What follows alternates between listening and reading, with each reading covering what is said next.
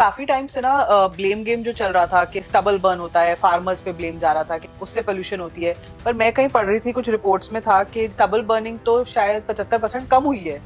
तो फिर ये रीजन कैसे हो सकता है और फिर भी दिल्ली में इतना बुरा हाल है? स्टबल तो अभी होता है 2 हफ्ते, लेकिन अभी जो हम पूरा साल सांस ले रहे हैं वो भी आपने आपने वेरी पुअर एयर या समटाइम सिवियर एयर भी ली है। और अब जैसे पिछले 2 साल है उसमें डेटा में कोई भी एक भी दिन गुड एयर डे का नहीं हुआ। 1.7 मिलियन लोग एयर पोल्यूशन से मरे हैं, ये अभी लैंडसेट की स्टडी है।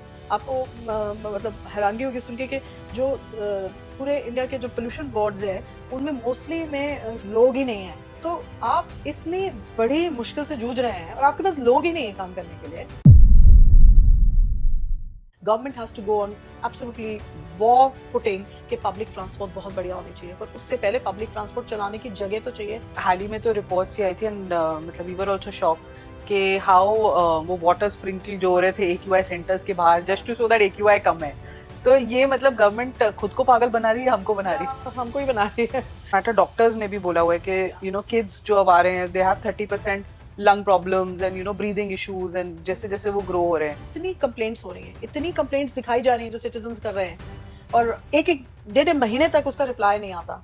तरीब हम बात करते हैं कि हम ग्लोबली हम नंबर 4 GDP और इन सब पे जा रहे हैं What do you do to GDP? And और यहाँ पे लोग मर रहे हैं, तो कोई फायदा नहीं है। एग्जैक्टली, बिल्कुल नहीं। अब थोड़ा सोल्यूशन की बात करते हैं। तो मुझे आप पहले बताओ 4-5 चीजें जो गवर्नमेंट कर रही है, चाहे जो भी कर रही है, वो कर रही है और उसका इफेक्ट क्या हो रहा है। हमको सिर्फ दिखाया जा रहा है स्प्रिंकलिंग, हमको सिर्फ दिखाया जा रहा है स्मॉग गन विजुअल्स। जैसे क्लाउड सीडिंग तो इवन सब्जी वाला भी आपसे बात करेगा ना, वो बारिश होएगी जी, आर्टिफिशियल बारिश होएगी, उससे ठीक हो जाएगा।